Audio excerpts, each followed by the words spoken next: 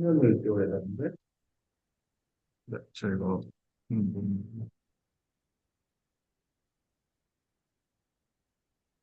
이거는 네, 그럼 음,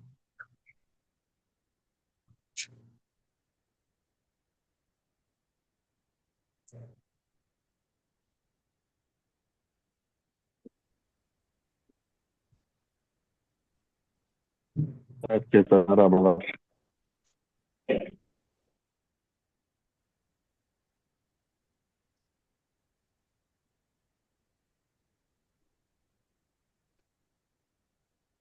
Bilmiyorum biz 이렇게.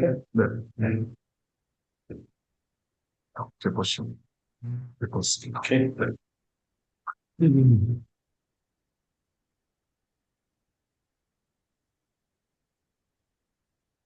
걸어가면서 보는 사람도 있네. 아,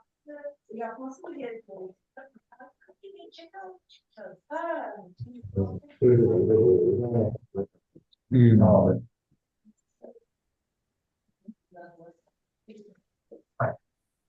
뭐 하는 거예요?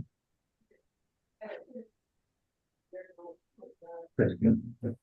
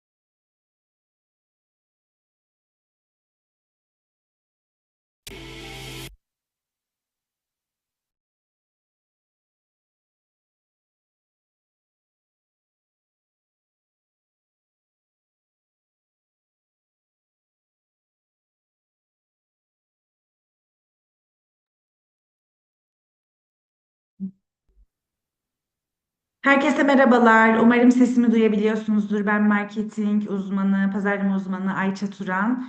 Hepiniz hoş geldiniz. 27 Kasım'da satışa açılan sayısız şifa kaynağı Noni için bir online eğitim semineri düzenlemeye karar verdik. Sizlerin de daha iyi bilgisi olması için bu ürünle alakalı. Tekrardan hepinize hoş geldiniz diyorum. Bugün aramızda Doktor Noni olarak adlandırdığımız Doktor Na var. Katılımcılar arasından da görebilirsiniz kendisini. Kore'den bizim için Noni'yi anlatmak adına bu toplantıya dahil oldu ve yeni ürünümüzün tüm faydalarını ve bilmemiz gerekenleri aslında bugün bizlere anlatacak. Onun öncesinde 26 Kasım'da biliyorsunuz ki Wyndham Grand Kalamış Otel'de Noni lansmanı gerçekleştirdik ve bunun için lansmanımızın videosunu hep beraber izleyelim isteriz öncelikle.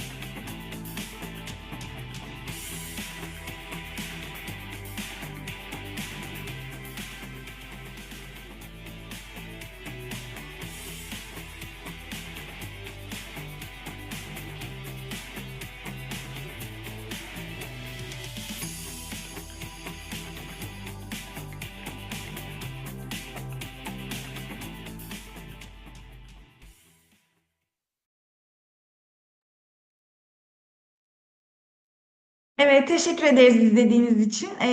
Aslında Zoom'dan kaynaklı belki bir ses ve görüntü problemi yaşadık. Yaşamış olabiliriz ama YouTube'da aynı videoyu bulabilirsiniz. İzleyebilirsiniz. Linki olacak. Daha sonrasında paylaşacağız sizlerle. Ee, Şimdi de Genel Müdür Yardımcımız Muzaffer Sabur aramızda. Ona sözü bırakmak isterim.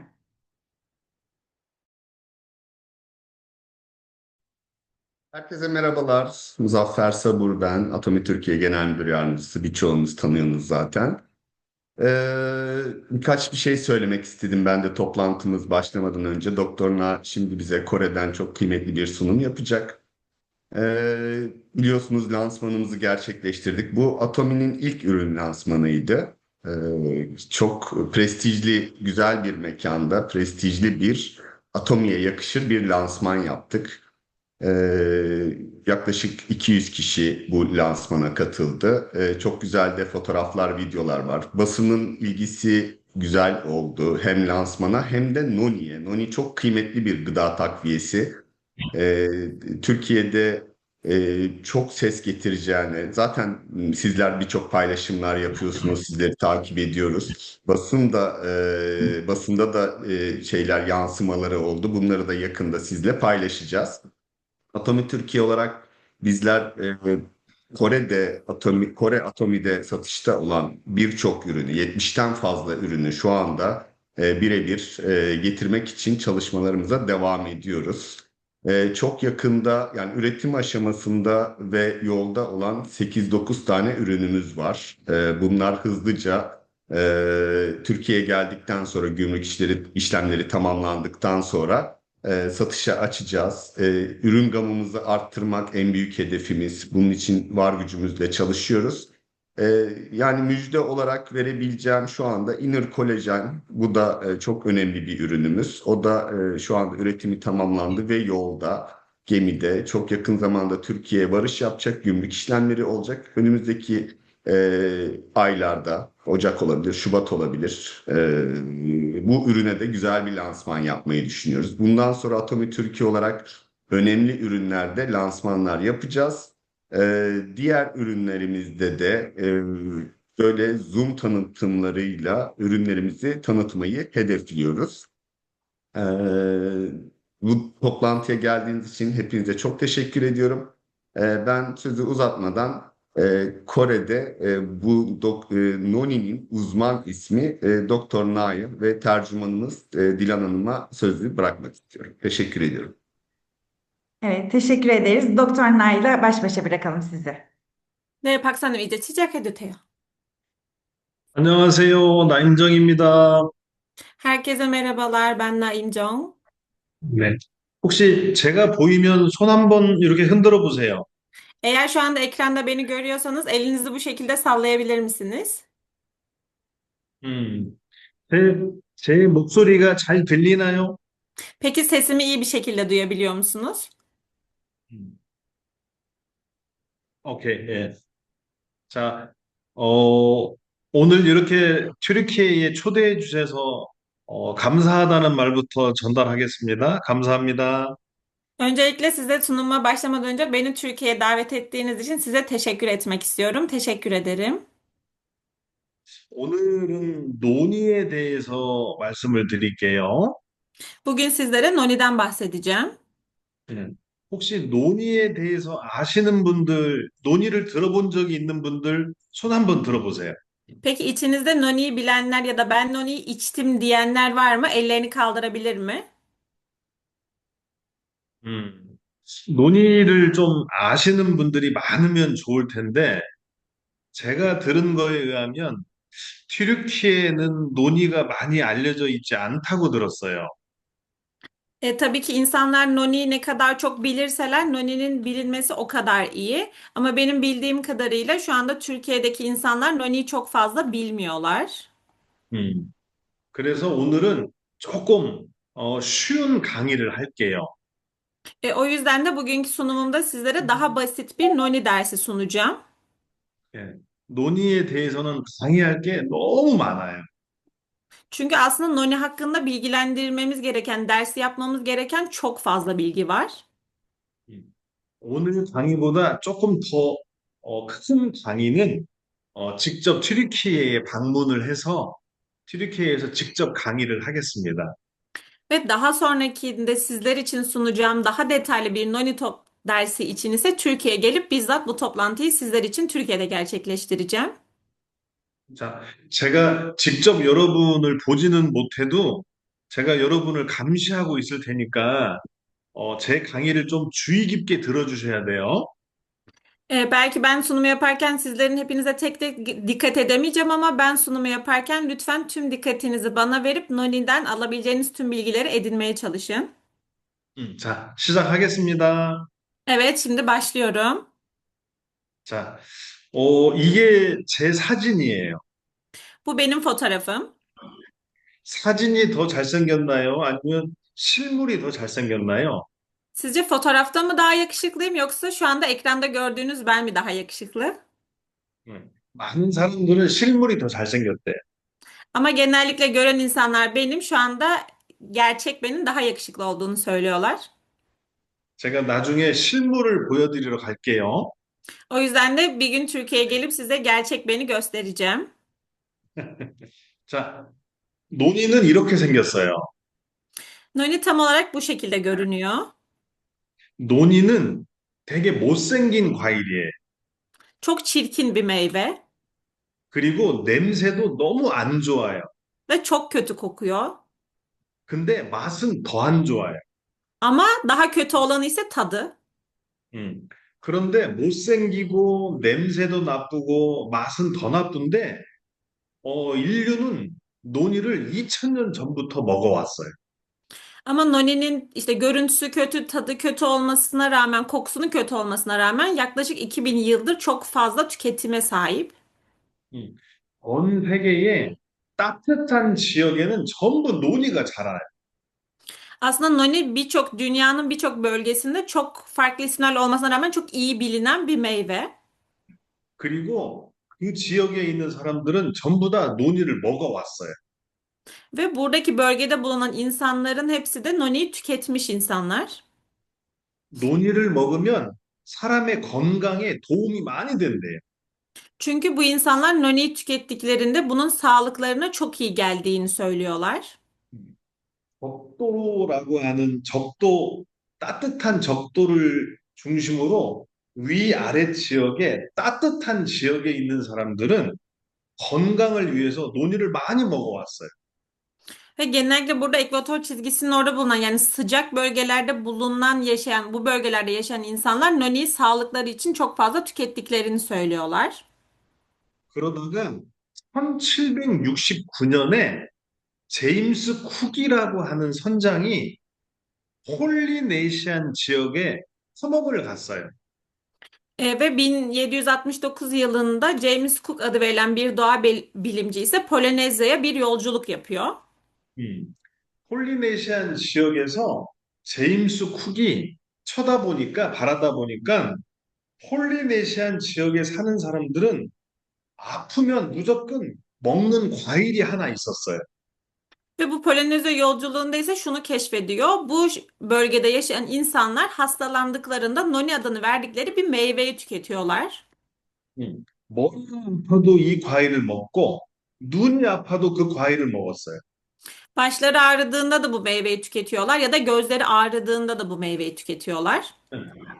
배가 아파도 이 과일을 먹었고 피부가 아파도 과일을 먹었어요. Karnları ağrıdığında da bu meyveyi tüketiyorlar ya da hazımsızlık çektiklerinde de bu meyveyi tüketiyorlar.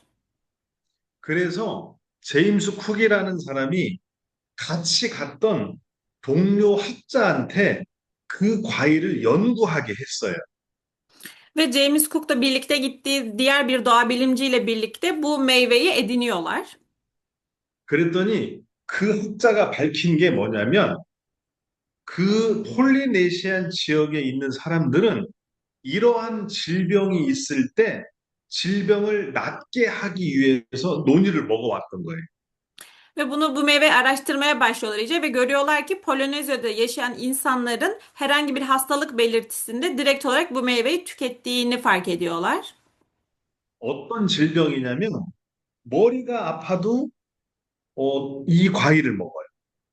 Mesela nasıl semptomlar? Diyelim ki sadece bir baş ağrısı çekiyorlar. Bu baş ağrısında da bu meyveyi tüketiyorlar. 어지럼증이 있을 때도 이 과일을 먹어요. Başları döndüğünde de bu meyveyi tüketiyorlar. 열이 날 때도 이 과일을 먹어요. Yüksek ateşte de bu meyveyi tüketiyorlar. 염증이 있을 때도 이 과일을 먹어요. Vücutlarındaki iltihaplanma durumlarında da yine noniyi tüketiyorlar. 구토가 있을 때도 이 과일을 먹으면 나아요. Kusma yaşadıklarında da meyveyi tükettikten sonra daha iyi olduğunu söylüyorlar. 배가 아프거나 소화가 안 될 때 먹어도 이 과일을 먹으면 질병이 나아요. Ve karınları ağrıdığında, hazımsızlık çektiklerinde meyveyi tükettikten sonra bu durumun tamamen geçtiğinden bahsediyorlar. 설사가 있을 때도 이걸 먹으면 나아요. İshal olduklarında da yine bu meyveyi tükettiklerinde iyi olduklarını 피부 질환이 있을 때도 이걸 먹으면 나아요. ve ciltlerinde herhangi bir problem çıktığında da yine bu meyveyi tükettiklerinde daha iyi olduklarını söylüyorlar. 그 과일의 이름이 뭐냐면 논이에요. İşte tam olarak yedikleri bu meyvenin ismi ne diye sorarsanız noni. 즉, 사람들은 2000년 전부터 못생기고 냄새나고 맛이 없어도 건강에 도움이 되니까 논이를 오랜 기간 먹어왔던 거예요. Yani aslında insanlar yaklaşık 2000 yıldır bu meyve kötü de olsa, kötü de koksa, tadı da çok kötü de olsa sırf sağlıkları için bu uzun bir zamandır bu meyveyi yiyerek bugüne kadar geldiler. 1769년 그 다음부터 논이에 대해서는 연구가 엄청나게 많이 이루어졌어요. Ve o 1769 yılından itibaren Noni ile birlikte yayınlanan makale sayısı da inanılmaz derecede artış gösterdi. 논의에 대한 연구 논문은 무려 10만 건 이상이 연구가 됐어요. Yani Noni hakkında yayınlanan akademik makaleler yaklaşık 100 bin makaleyi aşmış durumda. 심지어 학자들이 모두가 인정받는 논문이 있어요. 그 논문을 SCI 논문이라고 해요. Ve bu tüm uluslararası bilimsel indeksli dediğimiz SCI düzeyindeki kabul görmüş makaleler içerisinde de yer alıyor. 논의에 대한 연구 논문 중에 SCI급 연구 논문도 3천 건이 넘어요. Ve bu SCI dediğimiz yani uluslararası bilimsel indeksli makalelerde de Noni içinde yayınlanan makalede 3000 tane. 지금도 전 세계의 많은 대학에서 논의에 대한 연구가 진행되고 있어요. Ve hala şu anda da dünya üzerinde de sürekli olarak Noni hakkında bilgilendirme makaleleri yayınlanmaya devam ediyor. 물론 저희 애터미도 논의에 대해서는 전문가적인 수준으로 연구를 하고 있어요. Ve tabii ki bizler de yine Atomi olarak da Noni hakkında bilgilendirme, bilimsel makaleleri de yayınlıyoruz. 혹시 제가 띄운 화면 중에 이 부분이 보이나요? 화살표가 돌아다니고 있는 이 부분? Ne? 이 부분이 뭐냐면 논의는 면역을 조절하는 효능이 있다라는 연구 논문이에요. Burada şu anda ekranda görmüş olduğunuz en aşağıda yazan makalenin başlığı da Noni'nin bağışıklık sistemini güçlendirdiği adı altında bir makale. 네. 논의가 가지고 있는 면역 조절 효능에 대한 연구 논문인데 이 연구 논문을 어느 회사가 했을까요? Peki bu Noni hakkında yazılan bağışıklık sistemine dair içeriğe sahip olan Noni'yi yazan makaleler arasında kim de var? 이 연구 논문은 애터미가 발표한 연구 논문이에요. Tam olarak bu makale Atomi tarafından yayınlanmış bir makale. 애터미도 벌써 논의에 대한 연구 논문을 13개 발표했어요. Ve Atomi'de gerçekten Noni için yayınlanan makale sayısı da her geçen gün artmaya devam ediyor. 애터미는 애터미의 논의를 만들 때 756편의 연구 논문을 검토하고 확인해서 제품을 만들었어요.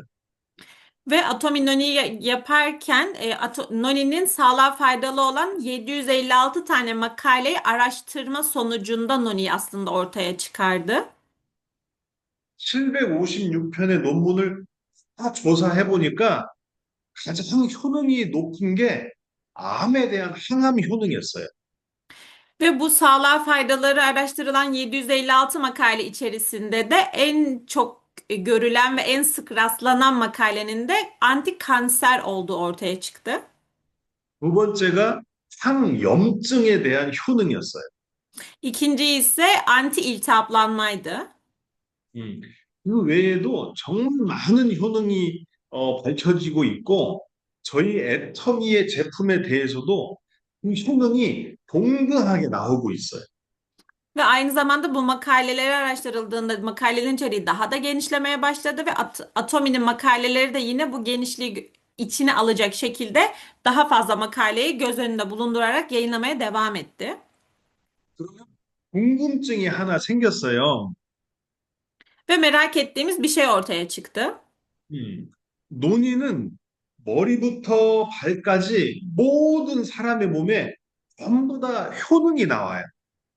Peki nasıl oluyor da noni baştan ayağa tüm vücut bölgelerinde bu kadar faydalı olabiliyor sorusu. 네, 머리에 좋을 뿐만 아니라 눈에도 좋고 가슴에도 좋고 발에도 좋아요. Yani sadece baştan ayağa kadar değil, bu göğüs ağrılarınıza da iyi geliyor, karaciğerinize de iyi geliyor. 근데 도대체 어떻게 했길래 논의는 모든 사람의 몸에 효능이 나올까요? Peki noni vücudumuzda ne yapıyor da bu kadar baştan ayağa böyle bir fayda sağlayabiliyor? 예전에는 하이니케라고 하는 정말 유명한 논의 연구 박사가 있었어요. Daha önceleri geçmişte Hynek adı verilen yani Rolf Hyding olan bir bilim insanı vardı ve noniyi çok fazla araştırmıştı. 1970년대에 하이니케가 하나의 논문을 발표를 했어요. Ve 1970 yılında bilim insanı olan Hynek bir makale yayınladı. 논을 먹으면 논이 안에 있는 좋은 성분이 사람 몸 안으로 들어가요. Ve yayınladığı makalede de şunu söylüyordu. Noni tükettiğiniz zaman noninin içerisindeki bir madde vücudunuza giriş yapıyor. 그래서 사람 몸 안에 있는 병든 세포를 논이에 좋은 성분이 들어가서 건강한 세포로 만들어 준다라고 논문을 발표했어요. Ve yayınladığı makalede şunu söylüyordu. Vücudumuza aldığımız bu madde ise vücutta eğer anormal bir hücre varsa, hasta bir hücre varsa bu hücreye giderek onu iyileştirip sağlıklı bir hücreye dönüşmesini sağladığına dair makalede bir içerik yayınladı. 그리고 아직까지도 많은 사람들은 단순하게 논이를 먹으면 병든 세포가 건강해지는구나라고만 생각을 하고 있어요. Ve daha sonra bu makaleyi okuduktan sonra insanlarda demek ki gerçekten noni insan sağlığına çok faydalı gibi söylemlere başladılar. 우리 애터미는 그렇게 단순하지 않아요. Ama Atomi bu kadar basit düşünmedi. 그래서 애터미가 도대체 논의는 어떻게, 어떤 방법으로 모든 사람의 몸에 건강한 효능을 나타내는지를 연구 한번 해보기로 했어요. Ve daha sonrasında Atomi de şöyle söyledi. Bu kadar basite indirgemeyip Noni'yi daha fazla araştırıp insan vücudunda nelere iyi gelebileceğini araştırmaya başladı. 2025년 12월, 불과 일주일 전에 지금 보이는 이 논문이 발표가 됐어요. Ve daha sonra bu araştırmaların sonucunda da şu an ekranda görmüş olduğunuz makale yayınlandı. 물론 이 연구는 애터미가 한 거예요. Ve bu makaleyi Atomi tarafından yayınlandı. 이 연구는 어떤 걸 한 거냐면 암 세포를 만들어 놓고 암 세포에 논의를 투입을 하면 암 세포가 극복이 되는지 안 되는지를 검증한 실험이에요. Peki bu nasıl bir makale derseniz de bu makalede şöyle bir araştırma yapıldı. Bir kanser hücresi yaratıldı. Daha sonra bu kanser hücresinde noninin etkisi nasıl, ne kadar olduğu araştırılmaya başlandı. 자, 여성 회원분들 손 한번 들어보세요. 여성 회원분들. Kadın üyelerimiz ellerini kaldırabilirler mi bu şekilde? 근데 여성 회원분들은 지금 제가 강의하는 걸 잘 들으셔야 돼요. O yüzden kadın partnerlerimiz ben anlatırken daha dikkatli dinlemeliler. 저희가 암을 일으켰어요.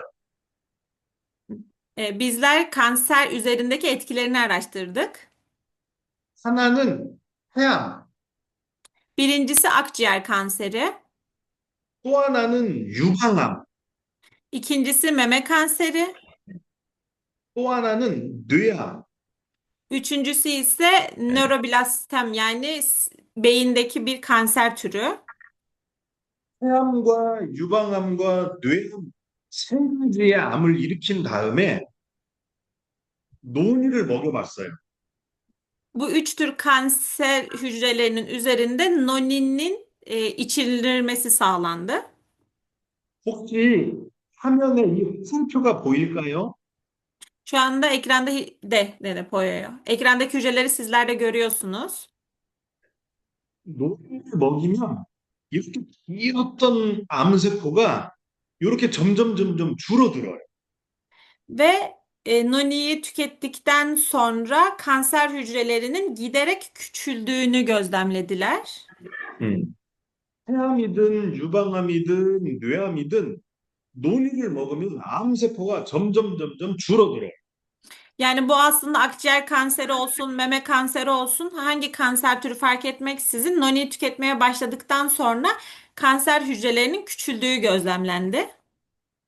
암세포가 줄어드는 것뿐만 아니고 암의 전이, 암이 다른 데로 옮겨가는 것도 막아줘요.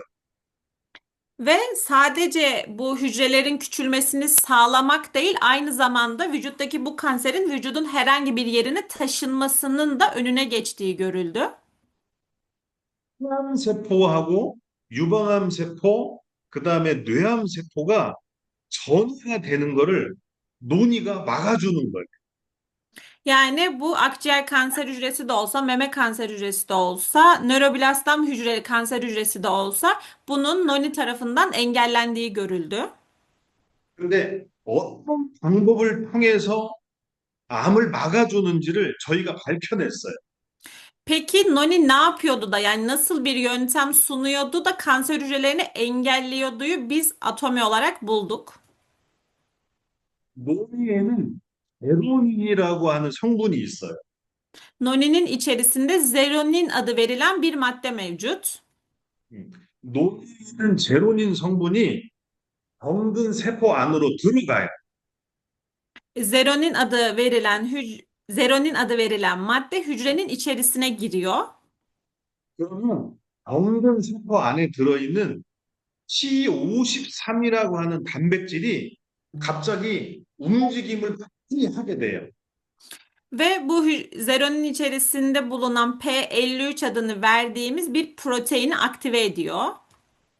이 C53이라고 하는 애가 어떤 기능을 갖냐면 종양을 억제하는 기능을 가지고 있어요.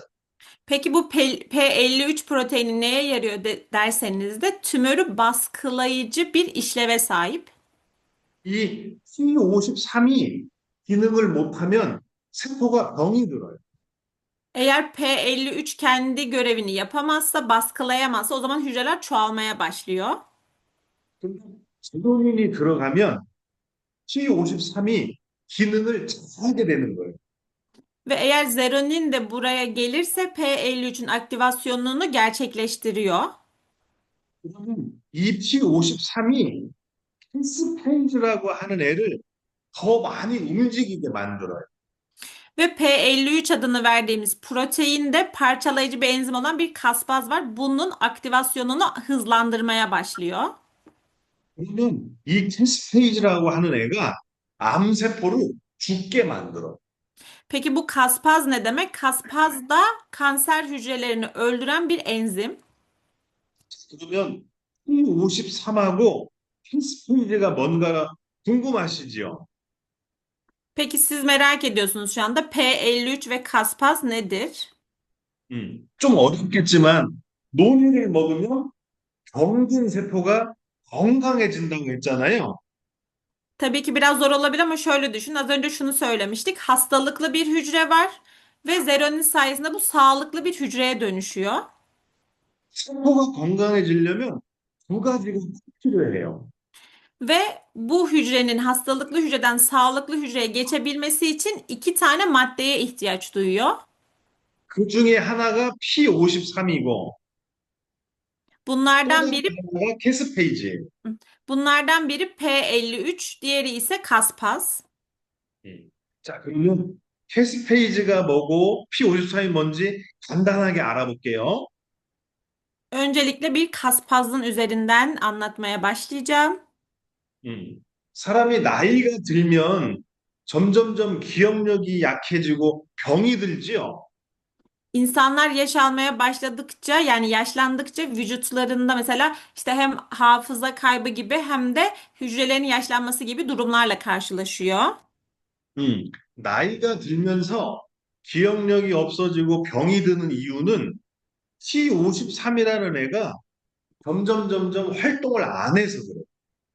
Peki bunun sebebi neden? İnsanlar yaşlandığında hafızaları zayıflıyor ve vücutları daha kolay 예.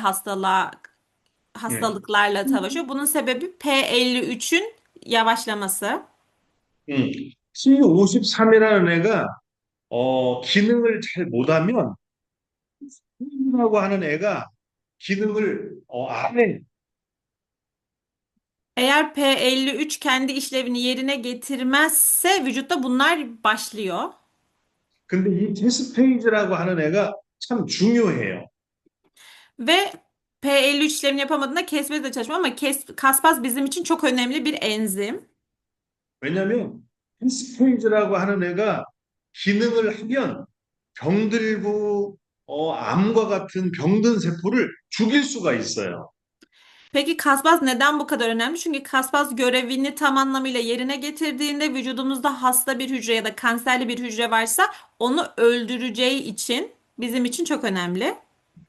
그래서 암과 같은 질병을 이기려고 하면 캐스페이지가 많이 움직여야 돼. O yüzden de bizler vücudumuzdaki bu kadar kötü hücrelerin hastalıkların önüne geçebilmemiz için kaspazın görevini en iyi şekilde yerine getirmesi gerekiyor. 근데 캐스페이지를 움직이게 만드는 사람이 누구냐? P53이에요. Peki kaspazın bu şekilde aktivasyonunu sağlayacak olan madde ne? Bu da P53. 근데 T53은 나이가 들어가면 잘 움직이려고 하지 않아요. Ama P53'te de sizler yaşlanmaya başladığınızda aktivasyonu da yavaşlamaya başlıyor. 그러면 나이가 들어서도 T53이 잘 움직이게 해야 되는 어, 어떤 공구원이 필요하잖아요. Demek o zaman bizim bu P53'ün işlevini harekete getirecek bir maddeye ihtiyacımız var. 성장이 밝혀진 P53을 가장 많이 움직이게 하는 물질이 뭐냐면 제로닌이라고 하는 물질이에요. Tam olarak işte P53'ün biz yaşlansak bile onun aktivasyonunu, işlevini devam ettirecek olan madde de zeronin maddesi. 근데 제로닌이 가장 많이 들어있는 식물이 뭐냐면 그게 논이에요. Ve zeronine bu kadar ihtiyaç duyuyorsak zeronin en çok hangi maddenin içerisinde var? Noninin içerisinde. 즉 논이를 먹으면 제로닌이 머리에서부터 발끝까지 모든 질병을 다 이기게 도와주는 거예요. Yani eğer bizler noniyi tüketirsek baştan ayağa vücudumuzda bulunan hastalıklı hücrelerin tedavi edilmesine yardımcı oluyor. 근데 이런 과학적인 원리를 누가 발견해냈다고요? Peki bu bil 애터미가 발견해냈어요. Peki bu bilimsel açıklamaları tam olarak kim ortaya çıkardı? Kim bunları keşfetti? Atomi. 그리고 이런 발견한 과학적인 근거를 가지고 만든 게 애터미 발효논이에요. Ve bu şekilde bu bilgilere sahip olup da bu kadar önemli bir madde yani fermente edilmiş noniyi ortaya çıkaran da yine atomiydi. 그중에 제가 몇 가지 사례를 하나 소개를 해드릴 거예요.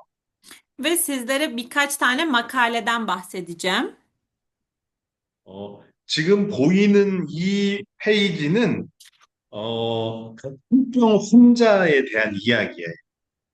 Bu ekranda görmüş olduğunuz da bir beyaz kan hücrelerimize dair yapılan bir makale.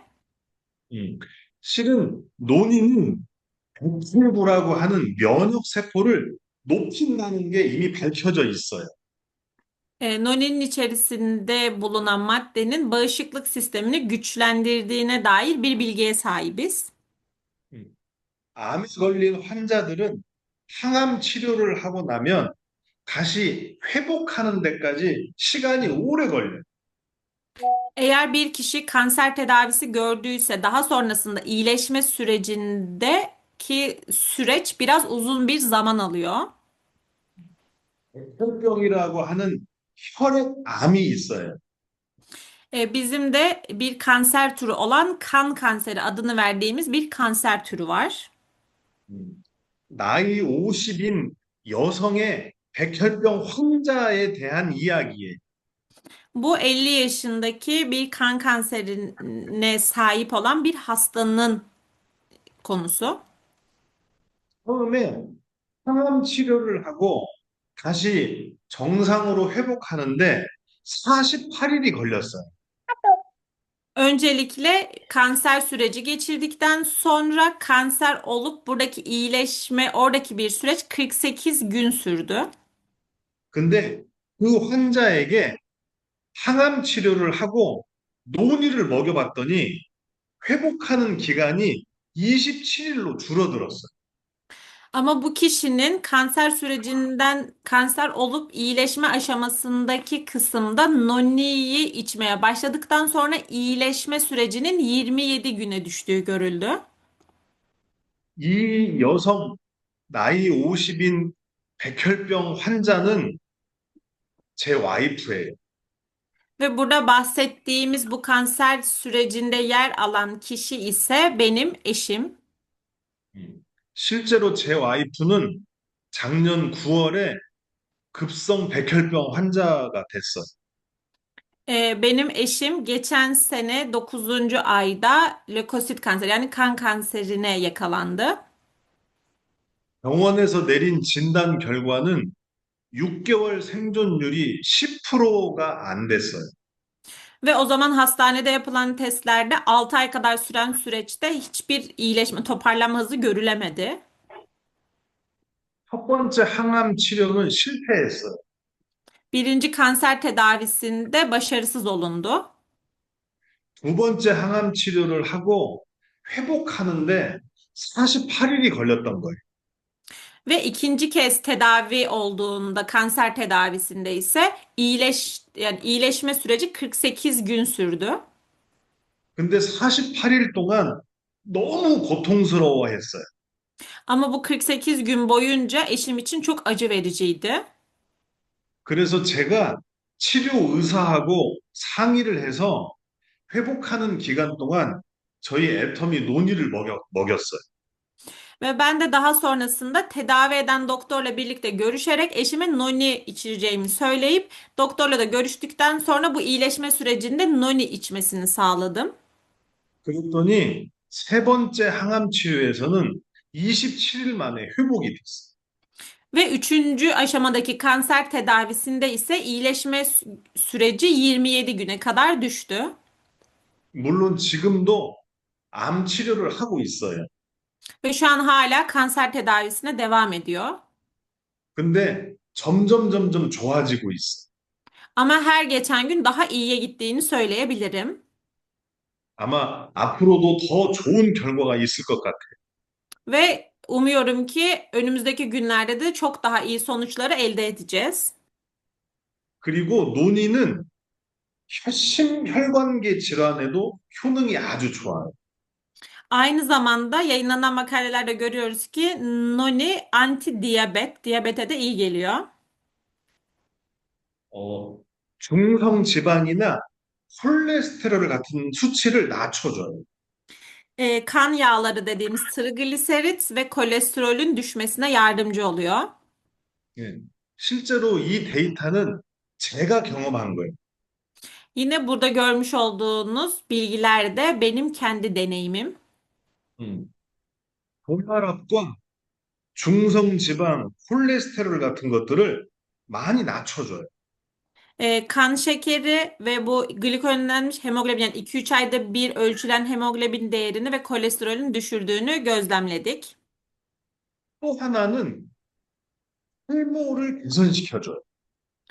Üçüncüsü ise saç büyümesini 음, sağlıyor.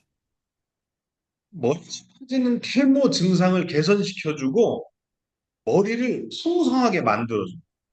Saç dökülmesini önlerken aynı zamanda saçın büyümesine yardımcı oluyor. 지금 여러분이 보시는 저는 머리가 그래도 좀 풍성하지요. Şu anda ekranda görmüş olduğunuz benim yine de böyle saçlarım gayet iyi durumda değil mi? 근데 불과 5, 6년 전에는 제가 대머리였어요. Ama asıl sorun şu ki bundan yıllar öncesinde ben keldim. 안 믿으시겠지만 나중에 제가 제 옛날 사진을 한번 보여드릴게요. Belki şu an bana inanmıyorsunuz ama size geçmişteki fotoğraflarımdan birini göstereceğim daha sonra. 노력이 묻고 제가 머리가 많이 났어요.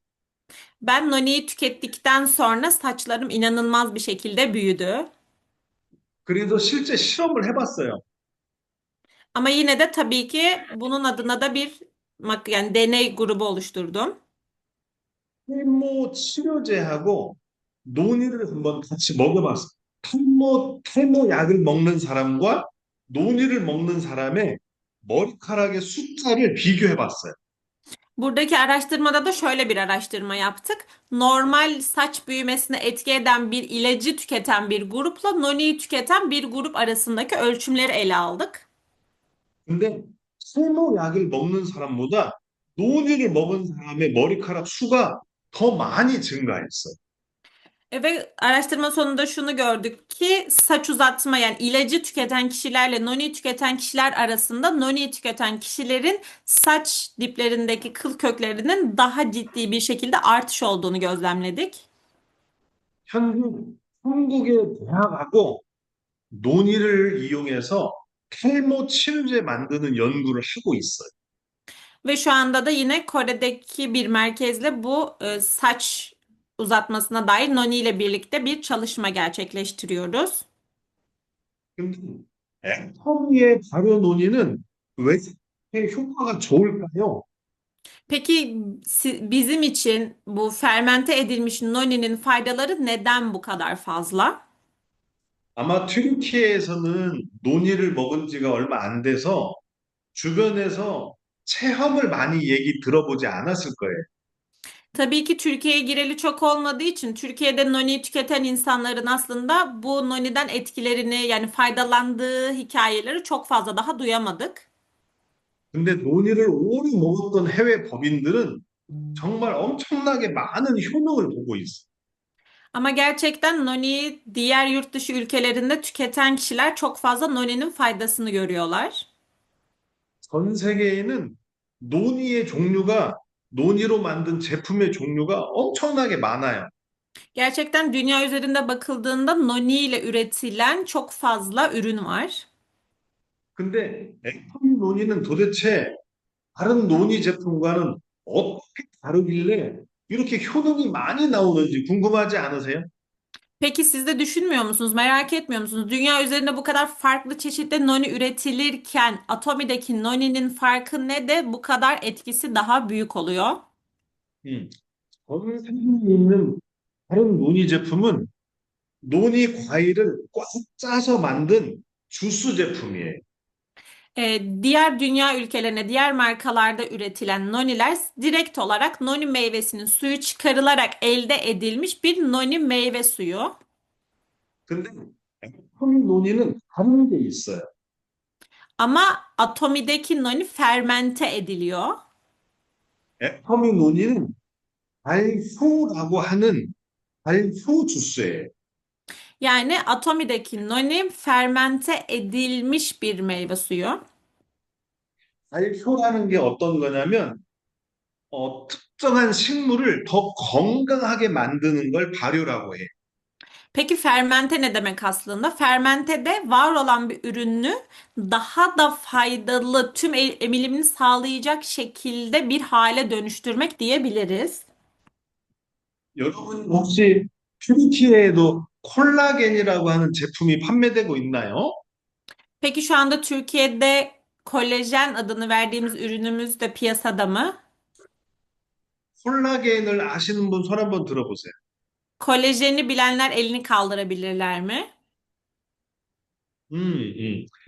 콜라겐을 먹을 때 분자가 큰 콜라겐을 먹어요? 아니면 작은 저분자 콜라겐을 먹어요?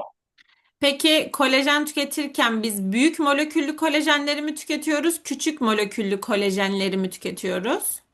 음. 작은 분자의 콜라겐을 드시지요? Küçük moleküllü tüketiyoruz. 네.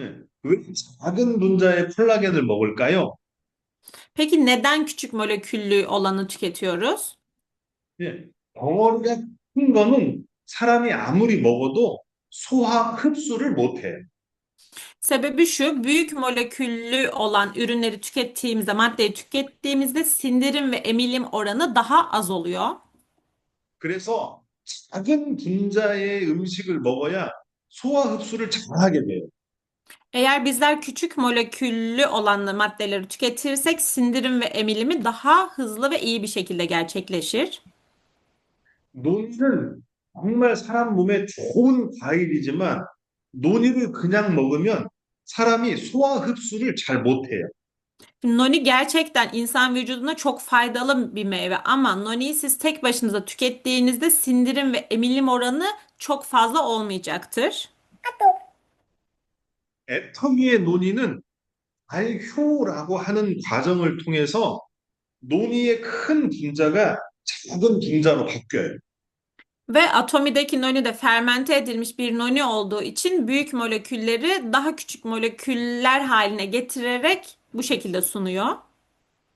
그래서 첫 번째는 논이의 큰 분자가 작은 분자로 바뀌면서 소화 흡수가 잘 된다는 차이점이 하나 있어요. Yani birincisi ise en önemli olumlu taraflarından biri şu, büyük molekülleri daha küçük boyutlara getirerek sindirim ve emilim oranını arttırıyor atomi. 두 번째는 논이는 냄새도 안 좋고 맛도 안 좋은데 냄새와 맛을 안 좋게 만드는 성분을 발효를 하면서 없애버려요. Ve ikinci olarak da noninin tadı ve kokusu gerçekten çok kötü ve bu tadı ve kokusunu iyileştirerek daha güzel bir hale getiriyorlar. 그래서 전 세계에 있는 논이 제품 중에 저희 애터미 발효 논이가 제일 맛있어요. O yüzden de tüm dünya üzerinde olan, piyasada olan noniler kıyaslandığında tat olarak, koku olarak en iyi noni atomi nonisi. 논에는 200개 이상의 좋은 성분이 들어있어요. Noni'nin içerisinde 200'ü aşkın gerçekten vücuda çok faydalı madde bulunuyor. 근데 발효를 하면 그 좋은 성분의 함량이 더 높아져요. Ama eğer bu şekilde fermente edilirse bu içeride insan vücuduna fayda olacak maddelerin özellikleri daha da artırılıyor. 그래서 그냥 일반 논이를 먹는 것보다 발효한 논이를 먹으면 더 건강하게 되는 거예요. Yani normal noniden farklı olarak fermente edilmiş noniyi tükettiğinizde bu size daha faydalı oluyor.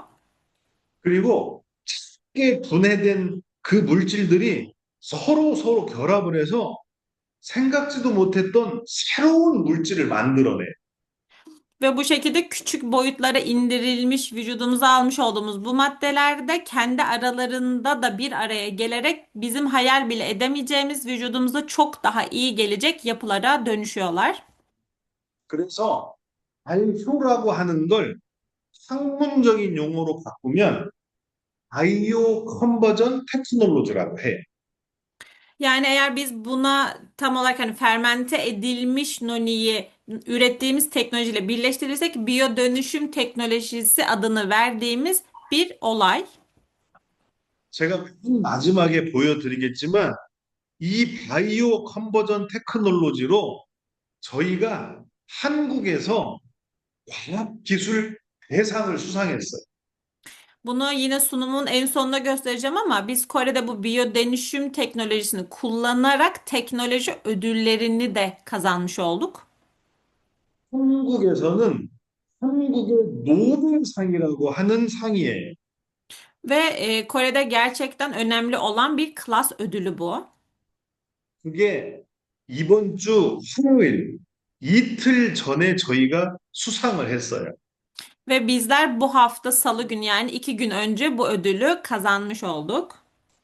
그래서 전 세계에 있는 애터미 회원국 해외 법인 중엔 튀르키예에 맨 처음 알려드리는 거예요. Ve şu anda da dünya üzerinde birçok ülkede atomi bulunmasına rağmen ilk kez şu an burada Türkiye'de bu ödülü aldığımızı sizinle paylaşıyorum. 애터미 다른 법인은 아직 몰라요.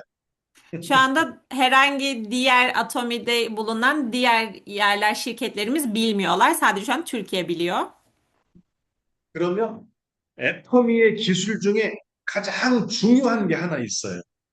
Yine atominin içerisinde fonksiyonel işlevi çok iyi olan bir yapı daha var. 그게 유산균이에요. Bu teknolojinin adı ise probiyotik. 애터미는 논의에 딱 맞는 유산균을 찾아냈어요. Atomi noni yaparken şunu buldu. Noni'ye uyum sağlayabilecek en iyi probiyotiği bulduk.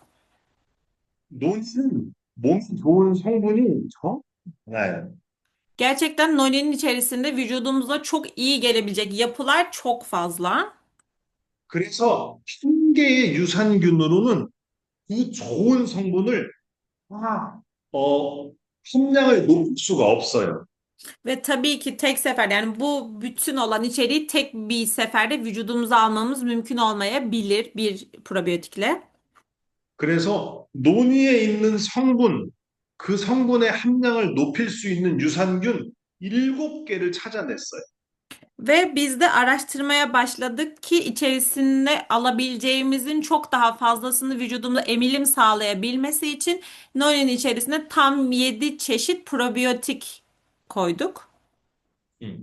그 유산균의 농도, 유산균의 숫자를 정말 어마어마하게 높였어요.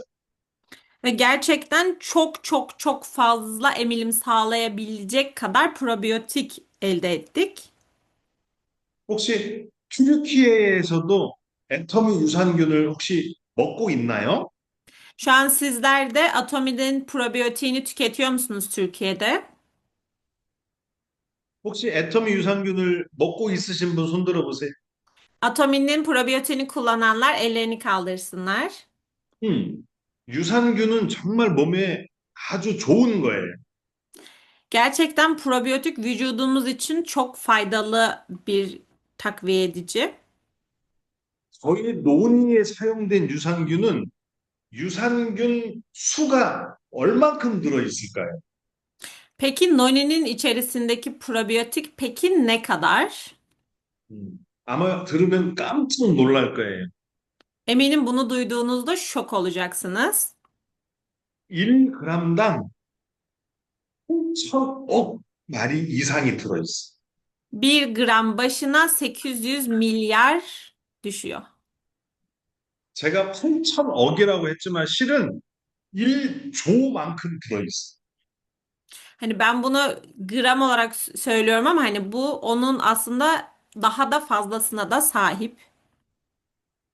전 세계에서 가장 유산균 수가 많이 들어있는 유산균을 사용했어요.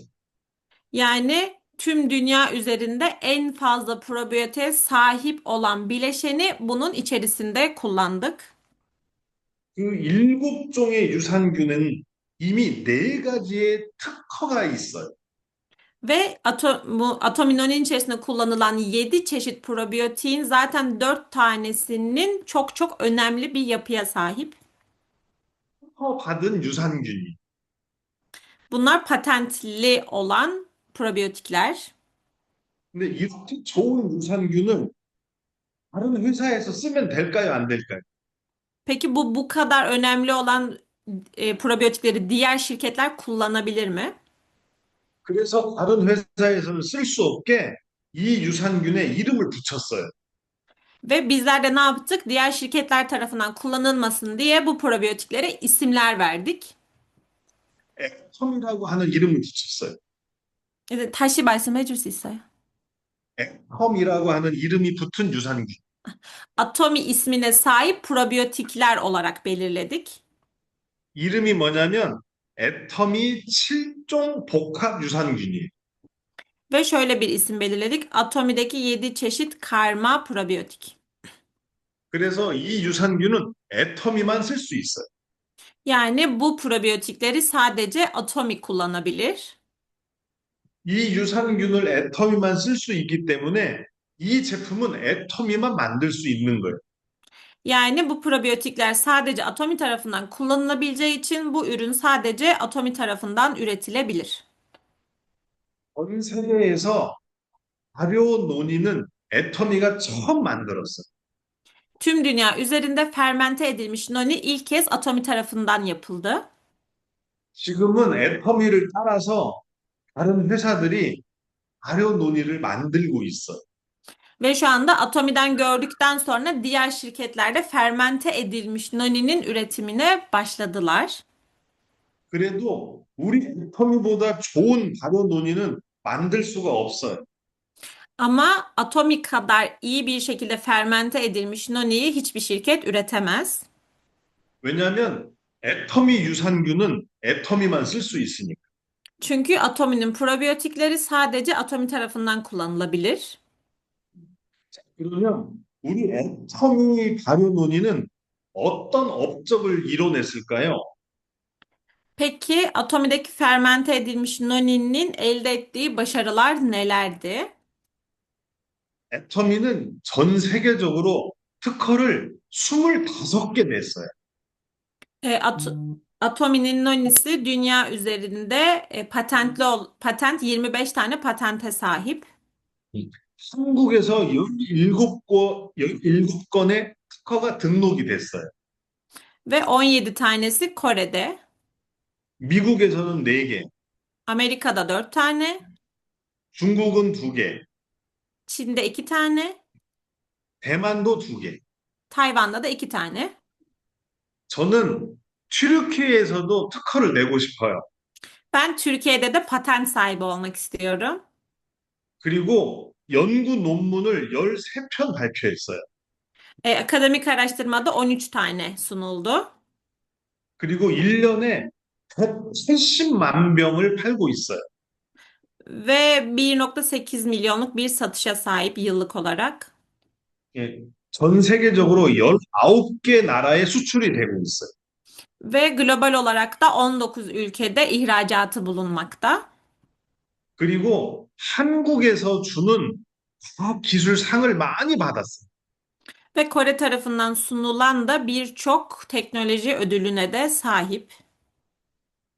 가장 최근 이틀 전에 한국의 노벨상이라고 하는 과학기술 대상도 수상했어요. Ve az önce de söylemiş olduğum 2 gün önce de Atomi'nin Nobel, Kore'nin Nobel'i gibi düşünebilirsiniz. Bilimsel olarak verilen bir teknoloji ödülüne de sahip oldu. 이 과학기술 대상은 일주일에 딱 1개의 제품만 수상을 받을 수 있어요. Bu ödül ise yani çok önemli bir ödül ve bir süre içerisinde sadece bir tane ürüne verebiliyorlar. 이 상이 의미하는 건 한국에서 가장 최고로 혁신적인 기술이라는 뜻이에요. Yani bunun en önemli olaylarından biri de Kore tarafından verilen ve bilimsel olarak en iyi teknolojiye sahip olan ödül anlamına geliyor. 애터미의 발효 논의는 적으로 만들어졌고 과학적으로 검증이 된 제품이에요. Yani Atomi'nin nonisi hem teknolojik olarak ortaya çıkmış hem de bilimsel olarak araştırmalar sonucu oluşturulmuş bir ürün. 튀르키예에서도 많은 분들이 논의를 먹고 더 건강해졌으면 좋겠어요. O yüzden de Türkiye'de de çok fazla kişinin noniyi tüketerek çok daha sağlıklı olmalarını umuyorum. 특히 여성분들은 논이를 매일 먹었으면 좋겠어요. Özellikle kadın üyelerimizin noniyi daha düzenli bir şekilde tüketmesini umuyorum. 남자들한테 없는 두 가지의 암이 있어요. Çünkü erkeklerde olmayan iki tane kanser türü bulunuyor.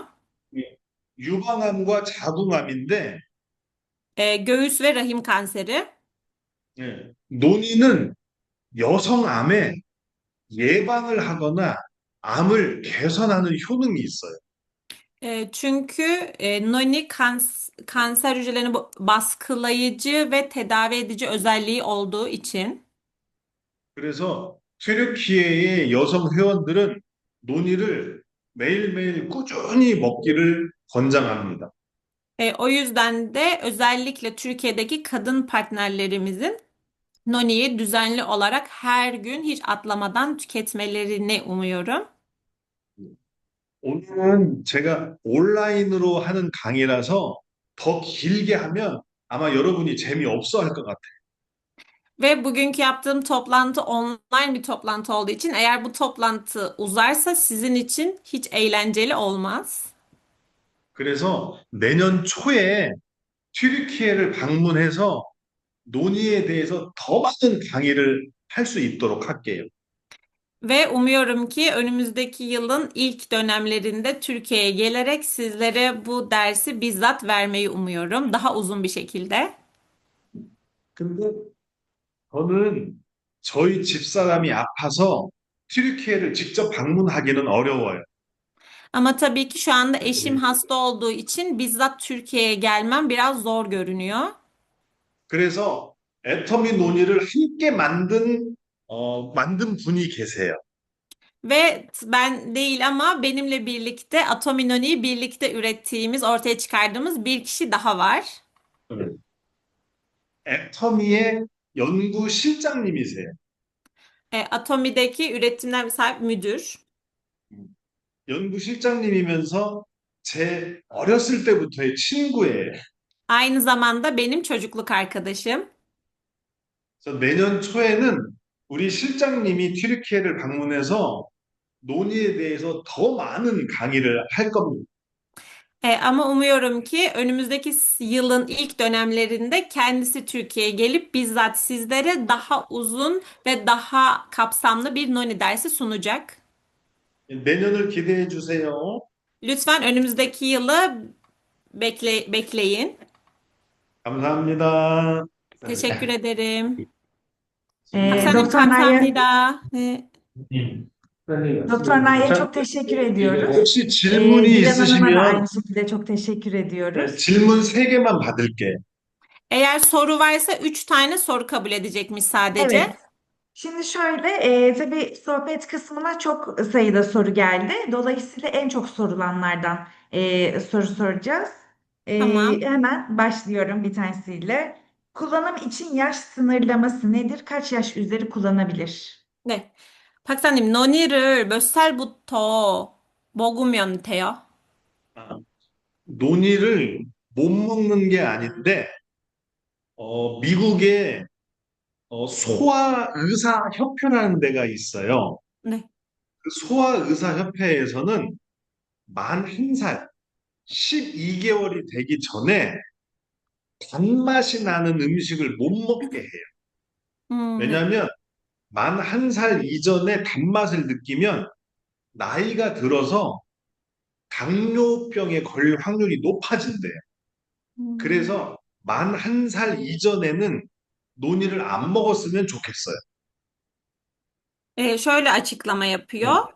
Amerika'da pediatri derneği varmış ve bu pediatri derneği 1 yaş altındaki çocuklara verilmemesini tavsiye ediyormuş. Bunun sebebi de çocuklarda 1 yaştan önce verildiğinde şeker isteği artabileceği için bu çocuklar ileriki yaş dönemlerinde şeker hastalığına eğilimleri olabilir.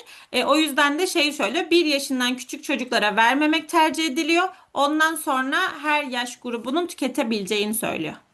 Hı hı. Onun haricinde başka bir soru.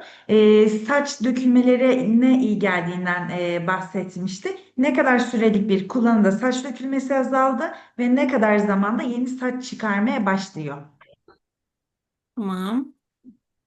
아까 머리카락을 더 네. 강하게 만들었다고 얘기하셨는데, 몇 개월 정도 먹어야 머리카락을 이렇게 길게 좀 만들 수 있나요?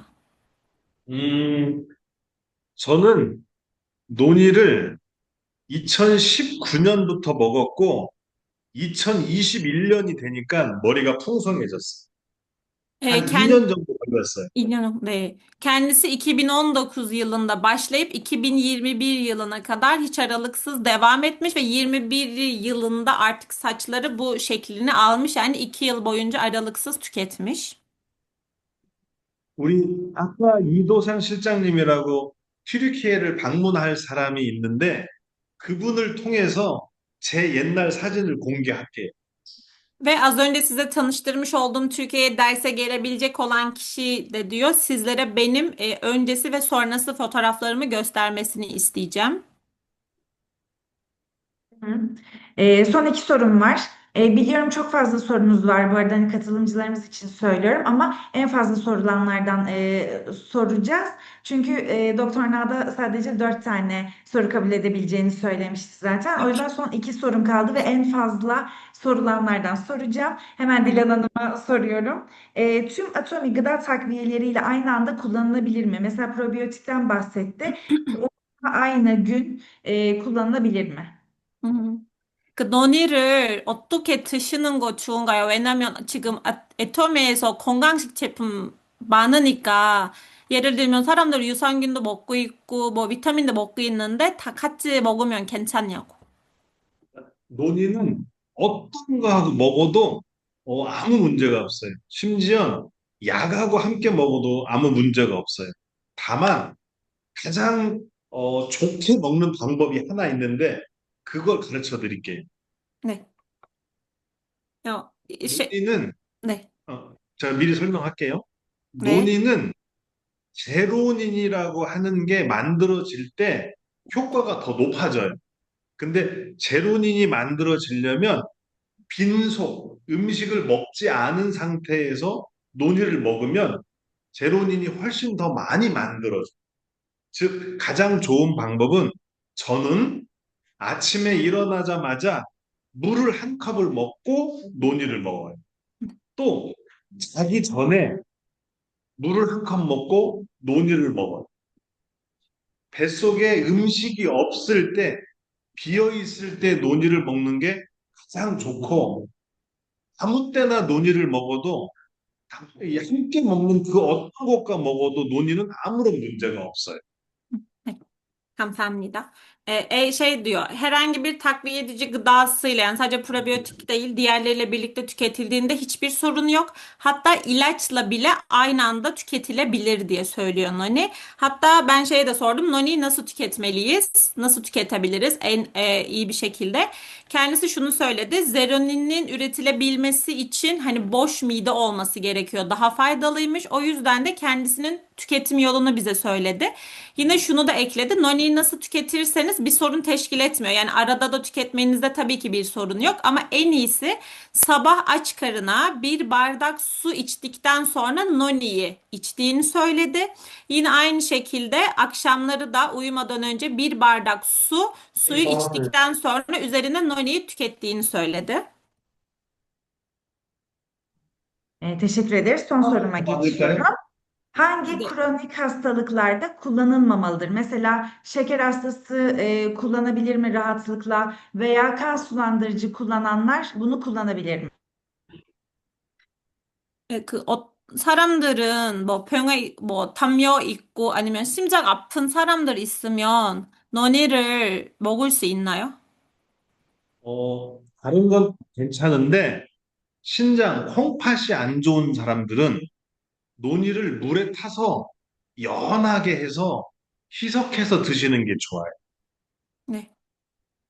Şey diyor özellikle böbrek rahatsızlığı olanlarda diyor bu yüksek konsantrasyonlu şeyleri tüketmemeleri gerektiği için bunu bol suda çözerek, bol suda içinde karıştırarak bu şekilde tüketmeleri diyor. Onlara iyi olur.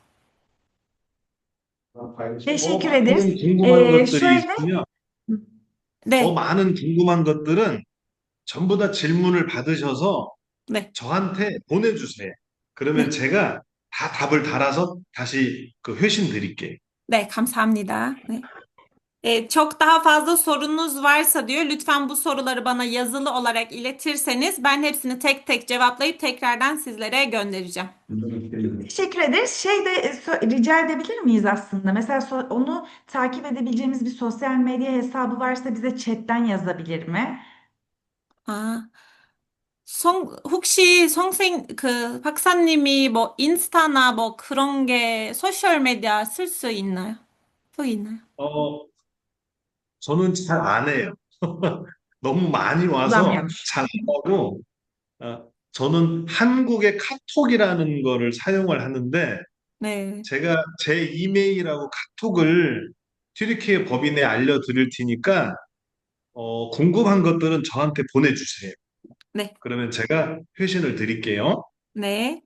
Kendisi sosyal medya hesabı kullanmıyormuş ama şöyle söyledi, belki biliyorsunuzdur, Kakao Talk uygulamasını kullanıyormuş ve mailini yine genel müdürümüze bu adreslerini, mail adresini ve bırakacakmış. Merak ettiklerinizi kendisine oradan ulaştırabilir misiniz? Tamamdır. Bizde zaten vardı mail adresi. O zaman çok teşekkür ediyoruz. Hem Doktor Naya hem de Dilan Hanım size. Onun dışında biz Doktor Naya demiştik ki hani yaklaşık 300-400 katılımcımız olur maksimum demiştik. Ama bugün böyle 980'leri gördük. Onu da kendisine iletirsen Dilan çok seviniriz. Tabii ki. Böyle dedik ama bu kadar katılım biz de beklemiyorduk. Bir de hani hafta sonu ve çalışma saatleri. Dolayısıyla hiç beklemiyorduk. Çok sevindik de aynı zamanda katılımları için herkesin. Yine Paksa... çok kısa bunu hani çevirmene gerek yok ama soruları müşteri hizmetlerine mail olarak atabilirler üyelerimiz. Biz kendisine iletiriz Doktor Nana. 일단 박사님한테 이 강의를 해줘서 너무 감사하다고 말을 하고 싶고, 줌 미팅 하기 전에는 뭐 200, 300명 정도 사람을 참석할 수 있다고 생각을 하고 있는데, 지금 900명, 1000명 정도 사람을 지금 줌 미팅 강의를 듣고 있는데, 우리도 애터미 튀르키예에 이렇게 많은 사람들은 오는지 모르니까 다 기쁘고 강의를 해줘서 감사하다고. 땡큐. 감사합니다. 네, Kamsahamnida teşekkür 감사합니다. ederiz. Bu Zoom'u kaydettik bu arada. Hı hı. Herkese göndeririz.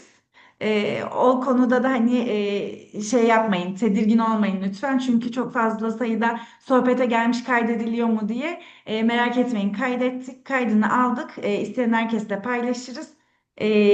Gruplarımızdan paylaşacağız yani. Çok teşekkür ederiz. Doktor Nay'a çok teşekkür ediyoruz.